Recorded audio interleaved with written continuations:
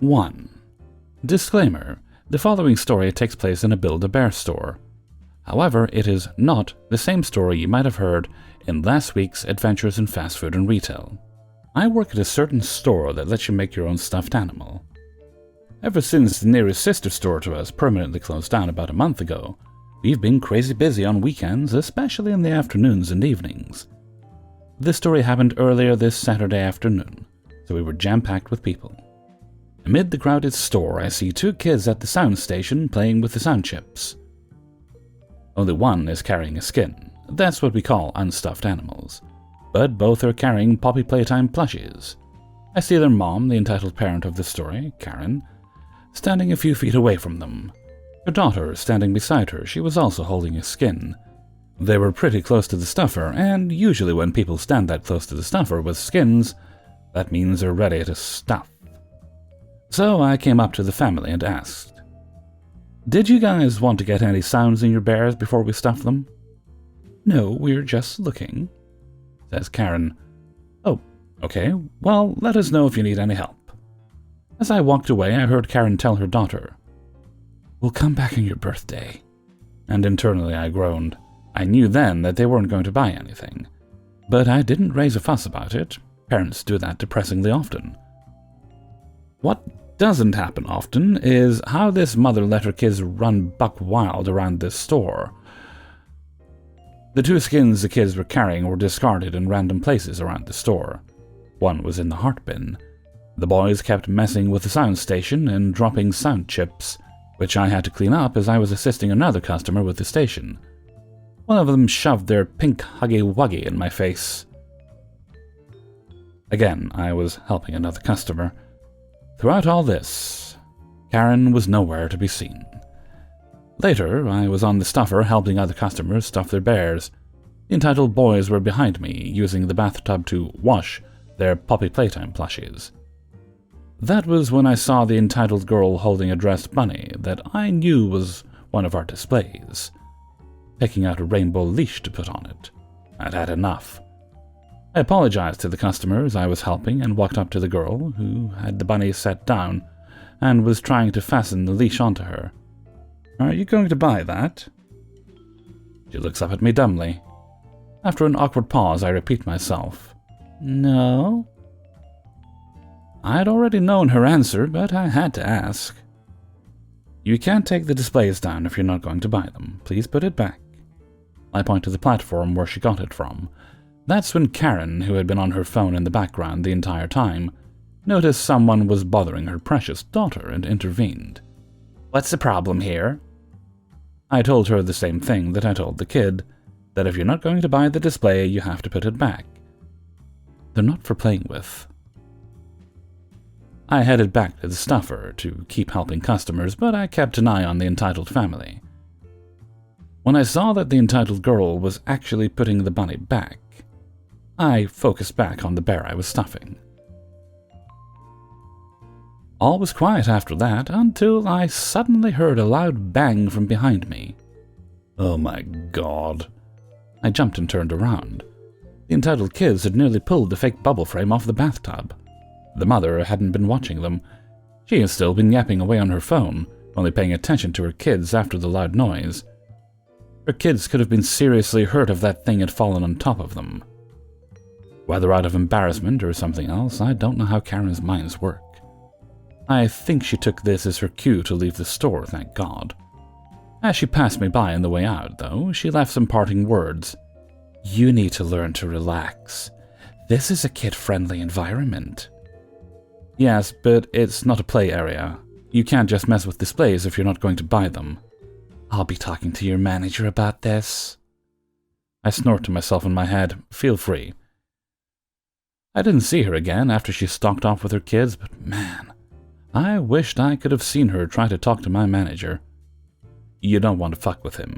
He's a really nice guy, but he doesn't take shit from anyone, and he sticks up for his employees. Even the customers I was helping were amazed at this entitled woman. They commented on her neglectful behavior, agreed with me that it wasn't a play area, needless to say. I liked them. They were super nice. My shift ended 20 minutes later, but right before I clocked off, I checked the displays. Lo and behold, the bunny was missing her happy birthday crown and was wearing a different shirt. I don't know why it surprised me that they couldn't even put the display back right. I also discovered another display, half naked. Thanks, Karen. 2. Backstory. I play for a cricket club and sometimes just with my mates. We play proper cricket with a hard leather ball. If you don't know what cricket is, please Google it so you can properly understand this story. So a few weeks ago, me and my mates were bored typing memes in our group chat on Instagram, when one of them, Jacob, suggested we play a proper game of cricket on the field next to our school. We were on holidays, summer break, in Australia at the time. Everyone loved the idea, so we said on Saturday that week we'd go and play cricket. There were 26 of us all in, 22 players, 11 per side, 2 mates to score for us and 2 umpires. We chose the teams fairly and went out to play our one-day game, 50 overs. I was captain and won the toss and chose to field. Because I'm a wicket-keeper, I went to put my protection on, pads, gloves, etc. My team has one spinner, Jacob, and about 25 overs in, I told Jacob to come bowl. For those who don't know, when a spinner comes on, the wicket-keeper wears a helmet as he stands right up to the stumps and right near the bats. Jacob was doing well, 4 balls into his over, and he had 1 wicket, out, and had only 1 run hit of him. On the 5th ball, a crazy kid who looked like he's drunk 5 cans of Red Bull ran onto the field. He ran right into where the ball was about to go, so I used my reflexes to tackle him on the pitch, and not get hit with the ball. Meanwhile, the batsman didn't know the kid was there and started to swing his bat. Luckily, I jumped in front and he stopped his swing, but that could have ended really badly for this kid. I got the kid and stood him up and asked where his mother was. As soon as I said that, this woman wearing a very baggy shirt and some jogging shorts came running towards me, screaming at the top of her lungs, "Get off my son, you fucking pedo!" I'm not touching her son at this point. She runs up and smacks me on the helmet while I just stand there in shock. This is the following conversation. "Why did you tackle my son and lay on top of him, you pedo?" "Because this little shit was about to get a cricket ball to his shin and a bat to his head." "It's just a tennis ball, it wouldn't have hurt at all." "You don't think the ball would have hurt?" "Oh, Jacob chucks the ball." He tosses the ball and I remove my gloves to reveal my hands. I squeezed the ball as hard as I could and nothing was happening. "Tennis ball, you say? Then why isn't it squeezing?" "Because you've got a little girl grip." Now, I went to a special cricket camp for 5 days, and they did a grip test to see how firm our grip was. And because I'm ambidextrous, both my hands are as dominant as the other, my grip was firm on both, about 2 times a normal person. I don't have a little girl grip. I hand her the ball and say, "Righto, then squeeze it if you're so confident." She squeezed it with all her effort. You could tell by her face. With no luck, she gave up and threw the ball at my head, screaming something about her son wanted to play and we should have let him. I did, however, see her pointing at me, saying how she was going to call the police on me for assault.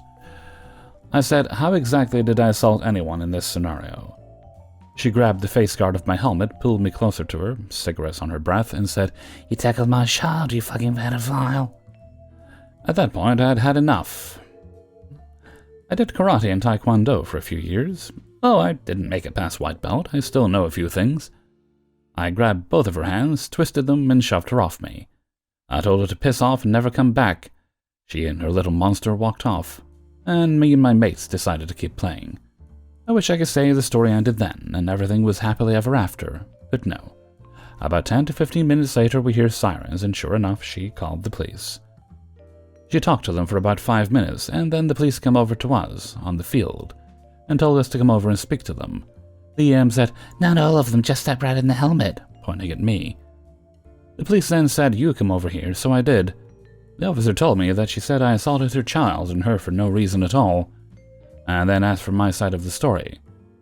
I told him that me and my mates were just playing, when the little kid ran onto the field, so I tackled him to the ground because he was about to get a bat to the back of the head and a ball to his shin. I then explained how she came over, threw a ball at my head, grabbed my face guard, and then I told him to go ask anyone in that field, and they'll tell you the exact same story. So I called Jacob over here, and asked him to tell the police what happened. The story was then again repeated by Jacob. The police asked me if I wanted to press charges for assault. I said no, as I just wanted to get back to my game. Unfortunately, not 5 seconds later, after the police were walking away, she then punched me right in the face, as I took my helmet off to talk to the officer. The officer then ran over, tackled her to the ground, and she spat in one of their faces. She was then arrested for assault of a police officer and resisting arrest. And that is the end of the story. By the way, my team won the match, if anyone was wondering. We had to chase down 186 runs, and we did it in 47 overs. I scored 35 runs. Took 4 catches as the keeper. 3.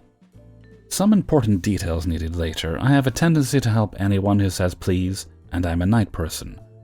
Also, I nearly failed in 6th grade, and I'm the best at writing essays in my class. I used to consider myself. I used to live near the EM's house. There was this one girl who was disabled. I don't know exactly in what way, but her mother claims her daughter's disabilities don't affect her studies, so everyone was fine with it. Her class teacher was a really sweet lady, so she helped the girl get a few friends.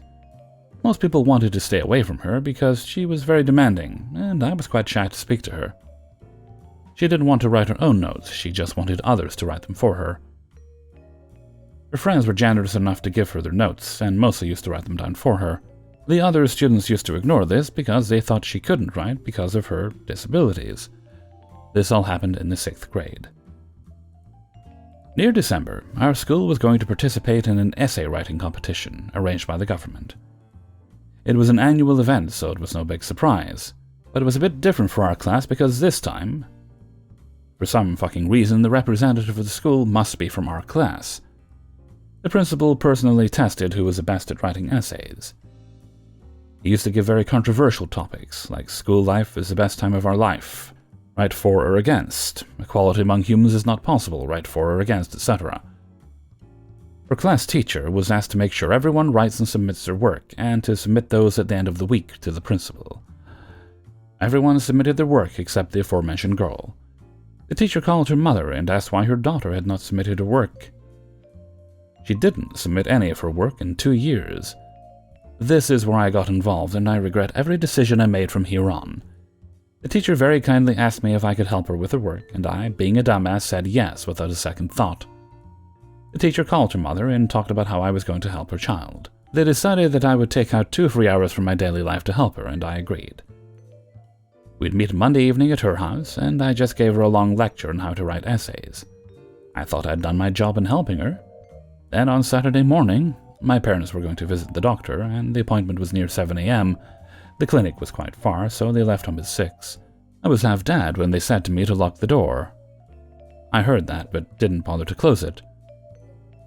I went first to make coffee for myself. The moment I entered my kitchen, my door was slammed by someone. I heard the noise and slowly walked toward the door, and guess who I see? The girl's mother and her daughter in my house. At 8 a.m. on a weekend. I was not a polite child back then. The conversation went something like this. What the actual fuck are you doing here on the weekend? Where's her work? What work? You promised me and that, she said a very bad word, that you will complete her pending work. Hell with you and your work. You 2 bitches want me to complete 2 years of pending work? Yes. Then things started to get real ugly. The EM demanded I give her my own work, or she will report me to the school. And I said yes, and she left. I later got a call from the school saying that I was accused of stealing a fellow classmate's work, then abusing her and her mother verbally, and many more things. The EM came back again with another person who she was referring to as bro. Looked like a brother-in-law. I went out of my room to see 2 middle-aged persons trying to force their way into my house. When she saw me, she said, "Give me my daughter's work. Or your essays." I called the police. They were arrested. The school later apologized to me. I heard she already had many complaints about her. Moral of the story, don't help ungrateful people. I'm still surprised all of this ruckus happened because of a 300-word essay. 4. The general public is awful, but the worst group within this by far are parents of young children. I'm currently studying at an arts university, but when I'm not at school, I have a pretty unique job. As of December 2021, I've worked as a character performer, aka mascot, in an extremely busy family restaurant central to the capital city of my country. It's a bit of a tourist spot. We're heaving with guests most weekends, and for anyone who's never worn a mascot costume or fursuit before, it's surprisingly hard work. Not only are you hot, sweaty, and have limited vision, but you also have to behave in character at all times.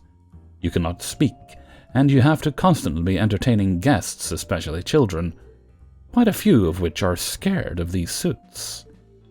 It's extremely important to take regular breaks. As you can probably imagine, most of our guests are parents or families with young children, typically under 10, but we do get older kids and teens sometimes, as well as the occasional all-adult group. I'm also a volunteer scout leader and have been since I was 14. Subsequently, I've worked with kids for nearly 6 years and know how difficult they can be. And that's just working with them, so I can't begin to fully understand how difficult raising a child must be, especially in the earlier years. So yeah, I totally get that being a parent is hard. But that doesn't mean you're entitled to special treatment. You still have to wait your turn, you still need to respect other customers, you still need to respect staff and your surroundings. There are lots of children and their families who are absolutely lovely and very understanding. These guys really make the job worth it, but the others, they just drag you down so much. They truly will make your day exhausting. I'm struggling to find the words for how they make me feel. Parents let their kids have free roam of the restaurant, like some sort of soft play area. Spoiler alert, it's not. It's just a themed restaurant. They let the kids harass staff, other customers, and me, the mascot, totally unsupervised. The restaurant is very cramped and tight, so it's pretty common for the free roaming kids to knock into servers holding food and drinks. Then obviously, complaints are aimed at us when products get dropped, spilled, or if the kids get hurt whilst running rampant. When myself and my colleagues do mascot rounds, there is always one handler per mascot, who will do all the talking on behalf of the mascot and make sure no issues occur. Myself and my colleague take turns as to who is the handler and who is in suit, and we have a set route to follow around the restaurant to ensure we get round to seeing every table. We ask customers not to get up and approach us, to meet the mascots, and to wait until we see them at their table. The exception to this being if a customer is about to leave and on their way out of the restaurant. Parents, not kids, parents absolutely hate waiting their turn. They'll do all sorts to get our attention, so we come to their table there and then, long before their turn. We do tell customers that we have a route to follow and that we will see everyone, including them, but it's common for them to just not listen or care. They will, at this point, take it upon themselves to complain that we ignored or skipped their table after we made it abundantly clear that we would come to see them at some point. The only way we won't see them is if they leave before we get to their table and don't approach us on their way out. At this point, it's out of our control. On top of this, parents will often get up from their tables, surround the table we're currently greeting, and queue with their phones and their kids grabbing at us once again, after we tell them that we will be coming round to all tables. Luckily, in this situation, most parents listen, but many just refuse to sit at their tables and wait, and insist on getting up and surrounding us. This makes the job really difficult, especially for the person in the suit. It becomes overwhelming very quickly, and it's very difficult to move without risking knocking over a bunch of kids. On that note, let's focus on the physical violence. While most kids are friendly, some kids absolutely love to punch, kick, push, pull, and be very rough with the mascot. Parents actually encouraging this behavior is disgustingly common. Fathers with sons are particularly guilty of this.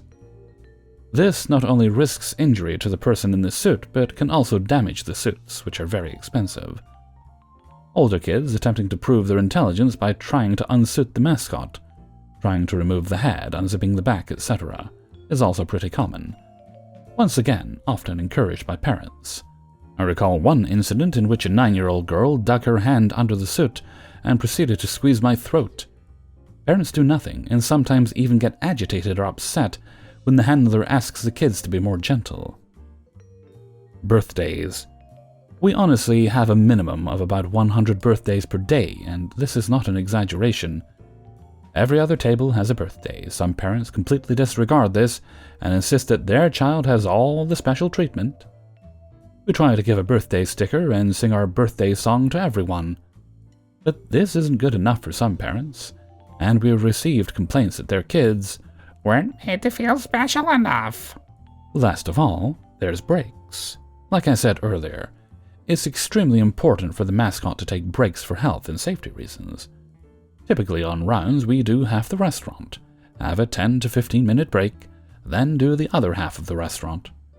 We make it abundantly clear to customers when we are going on break, and that we will be back very shortly.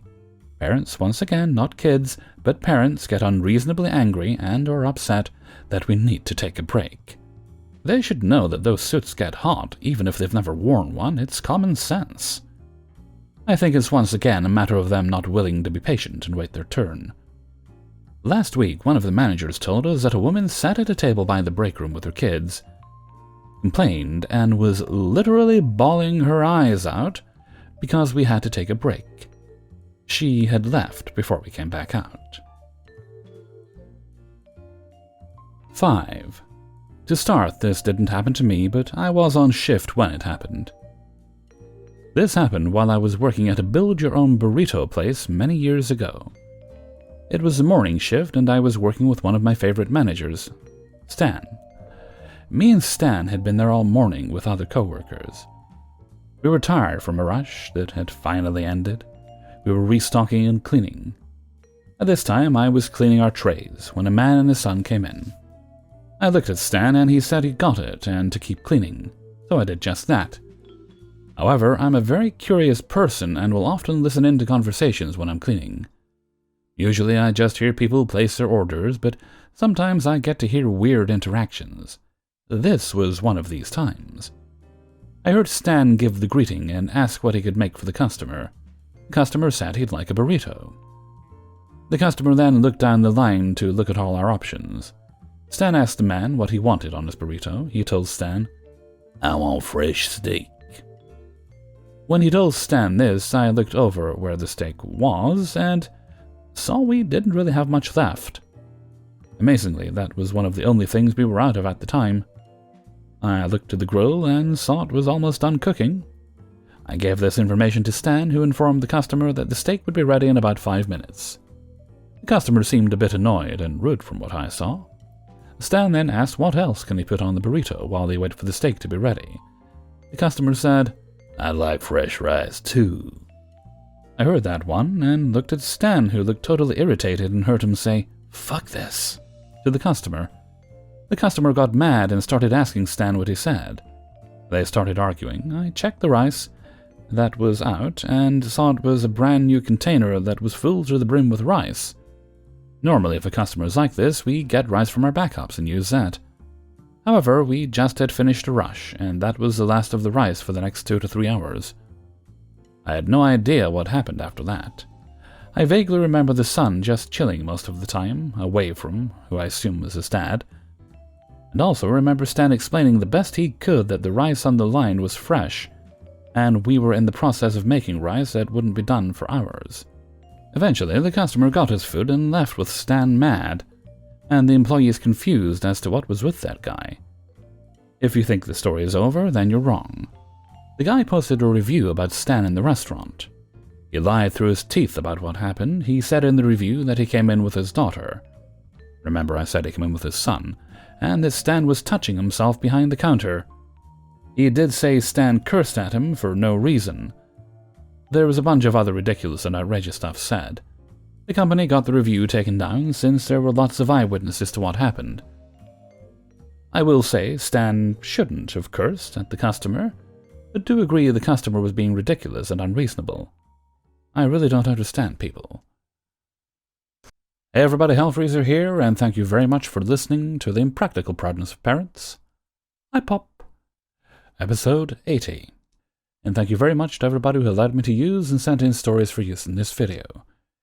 If you enjoyed the video, then please do share it around. I greatly appreciate it when you do so. Alright, let's see. I believe we have a birthday shout out today. Today. And this one goes to Deirdre. And their birthday is today. Well, Deirdre, I hope you're taking time to spoil yourself and relax. In fact, I insist that you relax from now right through the weekend. Take a long one, why not? It's your birthday, you're allowed, you're entitled. And before we go, I'm going to sing happy birthday. Happy birthday to you. Happy birthday to you. Happy birthday, dear Deirdre. Happy birthday to you. Alright, and before we go, let's see a little question for you folks. Let's take it from the last story. If you're making your own burrito, what would you like to put in it with no limitations? Get weird if you like, I'm not going to judge you. Personally, when I'm making my own kind of wraps, I usually I do it with whatever I've made for dinner that week. So sometimes it's chicken and white wine, sometimes it's like a chicken korma curry, that sort of thing. Go through a lot of chicken. And I basically just mix everything together with the rice and the sauce and everything, and that goes in a burrito. Sometimes I put a little cheese on there, or even a little cottage cheese if I'm feeling adventurous. Literally the only time I'd use cottage cheese on anything, because I don't like it otherwise, but it's good in that sort of thing. Okay, and with that, I'm going to head off for now. So until next time, thank you very much for listening, and take very good care of yourself.